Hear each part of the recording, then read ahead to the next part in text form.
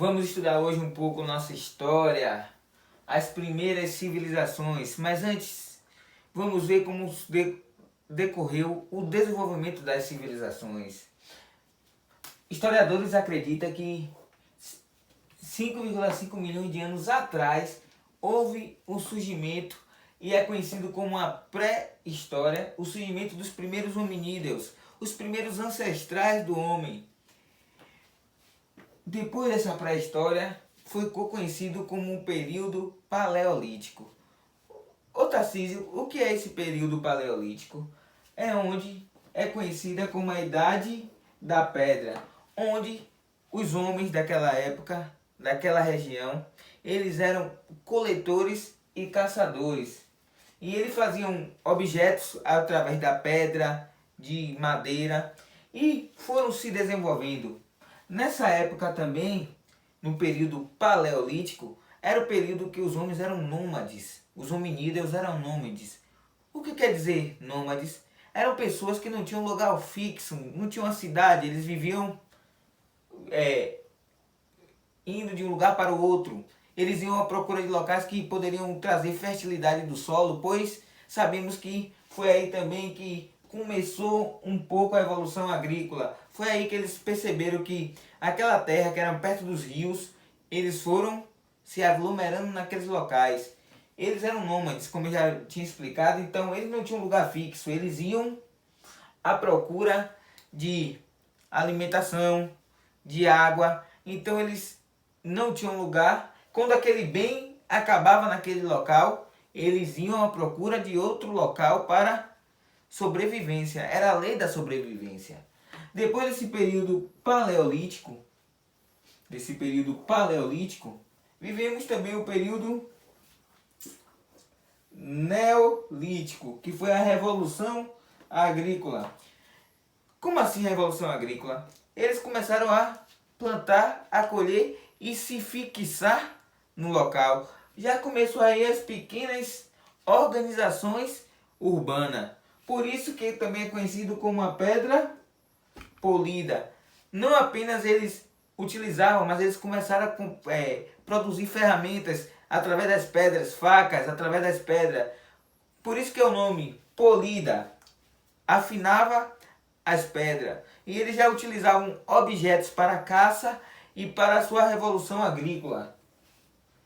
Houve também uma revolução urbana.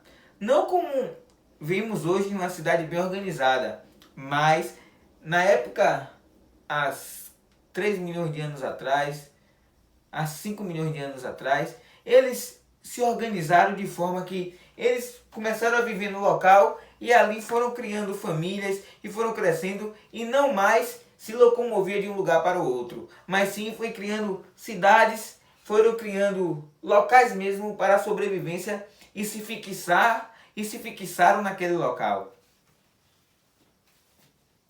Depois desse período neolítico, houve o período dos metais. A utilização de alguns metais, principalmente o cobre. Foram se utilizados outros tipos de metais. Foram utilizados o cobre, o próprio ferro. Então, essa idade aqui foi um desenvolvimento de armamento, um desenvolvimento de materiais para a agricultura, para o desenvolvimento de guerra, armas bélicas. Então, a idade dos metais. E existem duas civilizações de muita importância, que foram ali nos locais da Mesopotâmia e no Egito. Como eu disse, esses povos eles procuravam locais que poderiam ter água, poderia ter locais mais férteis. E era esses locais porque no Egito aqui tinha o rio Nilo, que cortava aquele local. E na Mesopotâmia tinha dois rios, o rio Tigre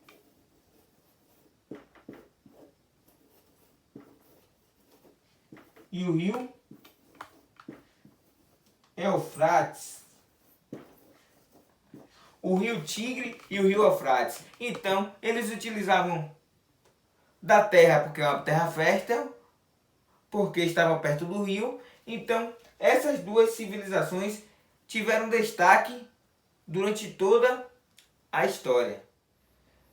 Voltando ao nosso estudo sobre as civilizações, as primeiras civilizações e mais importantes que eu vou citar aqui agora é a Mesopotâmia e o Egito. Como eu falei, a Mesopotâmia e o Egito, eles tinham características que facilitavam a vida daquele local, como por exemplo, era banhado por rios,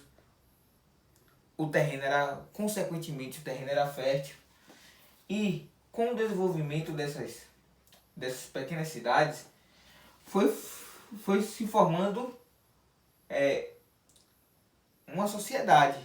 Foi se formando uma sociedade com governantes, sacerdotes, militares e comerciantes. Existiam também os camponeses, que era a prole, né? Era a parte inferior. Existia esses camponeses, eles eram uma servidão coletiva. Eles plantavam, eles colhiam, uma parte ficavam para eles e a outra parte ia para os seus governantes. Bem, Mesopotâmia e Egito, duas civilizações importantes para o nosso estudo e que, se aprofundar cada vez mais na história, vamos aprender e vamos conseguir tomar uma boa nota no Enem. Só depende apenas de mim? Não, depende de você também.